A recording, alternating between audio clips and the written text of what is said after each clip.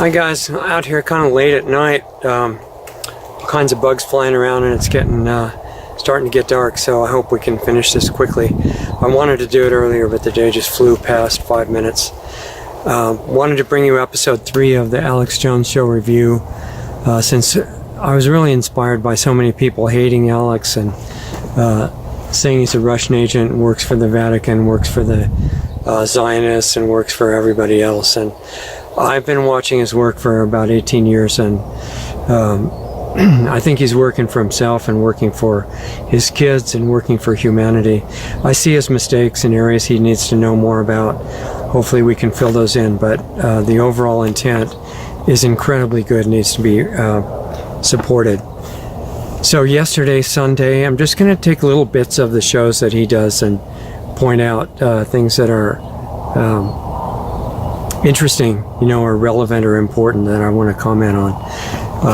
One from yesterday is he was having on the show a candidate named Michael Snyder, candidate for U.S. Congress from Idaho. And why is that interesting? Well, I think you may have noticed, if you've ever checked on this, that most of the congressmen and women and the senators too have totally sold out their country. They're violating their oath of office. Some of them get super rich while they're in office, and it's not just like Peter Sellers said in the Pink Panther movie that they're being real frugal. They're involved in some other stuff too, and most of them are voting on bills that they don't even read, which should be a criminal offense. It really is criminal, even if it's allowed technically. And they play this partisan charade, demonizing the other party and saying their party's great, and when in reality both of them work together. They cooperate really well.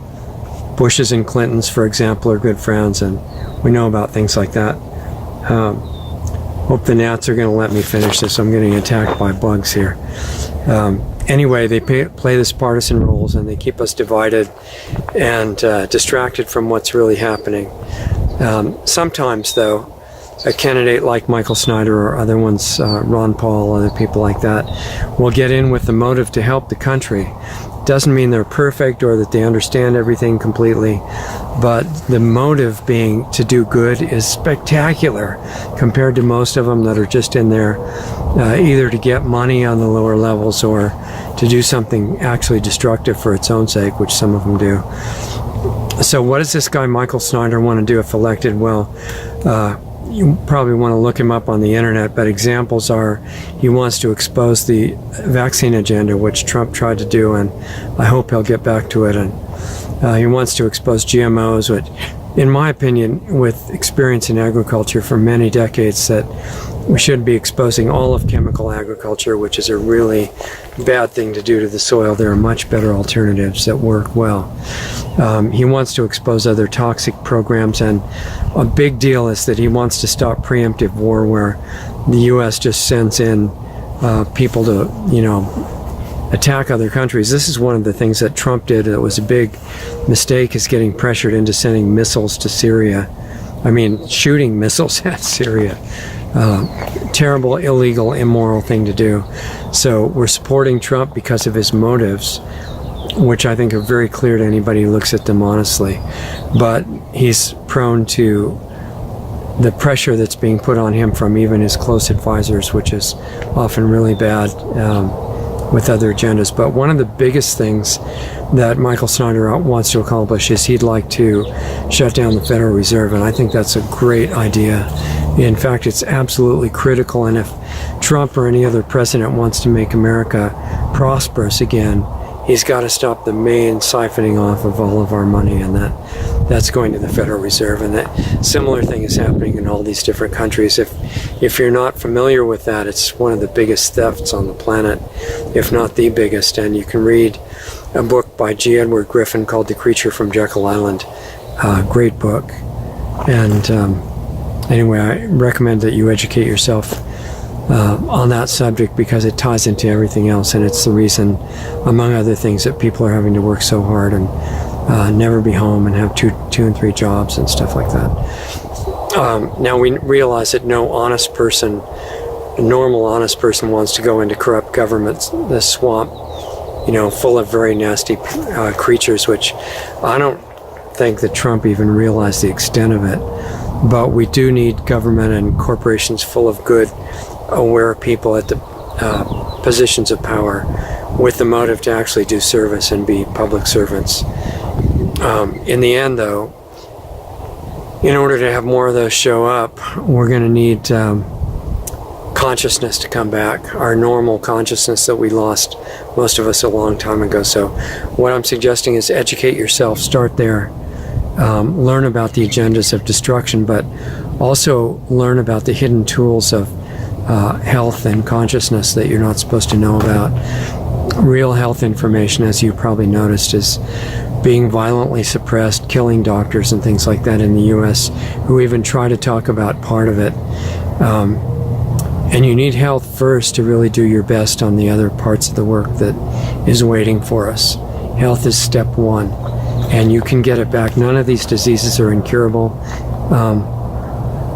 Even what they call aging is not irreversible. You have incredible, brilliant potential that you're being kept unaware of. And in fact, that you discover who you are and what you can do is actually the biggest fear of the power structure, and they have a lot of fear. But this is the biggest one.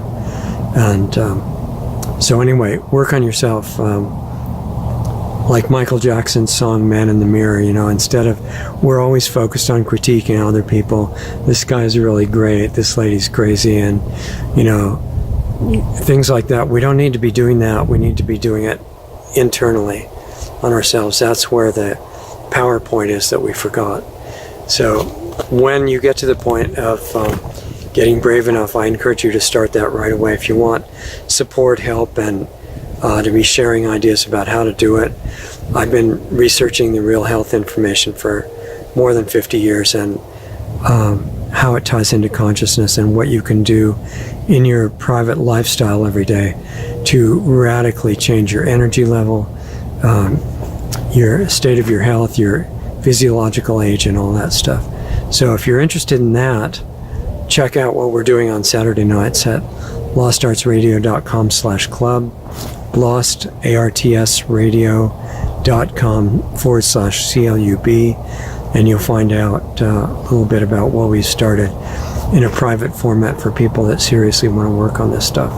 Or if you've got some hard health situation or life situation, or diagnosed with some supposedly impossible disease, join us. We'd love to have you there with us to talk openly about the things that you're not supposed to know about how to get yourself healthy, your mind clear, your energy back. And then once we do that, we'll be much more able to work on these world situations which need our attention right away. So we're not saying Alex's show is perfect or Alex is perfect, but if we wait for perfect people, it's going to be a long wait. And I think we just want to look for people with good motives. And yeah, they have a lot of faults, all of us do, and you recognize those, but they correct their mistakes when they make them. And we need to work together. Forget this division stuff of hating each other. It's ridiculous waste of energy. And if you want more detail, show up well before Saturday so you can get your access credentials, lostartsradio.com/club, and check out Alex's show if you're not already seeing it, for the best source of comprehensive global and national news that I found. The guests on that show are incredible, and they deserve appreciation. That's why we're doing this, because he's under so much attack. And we're going to keep doing that, commenting on things that he brings up. But I'll keep doing lots of other videos too. I'm going to try and get a lot more out to you frequently, things that we can work on, interesting stuff, and then watch our regular show on blogtalkradio.com/lostartsradio, Sunday nights at 6 Pacific, 9 Eastern. But if you want to get into the personal stuff and get deeper into the things that you're not supposed to even look at, check it out at lostartsradio.com/club, and I'll meet you there. Talk to you soon.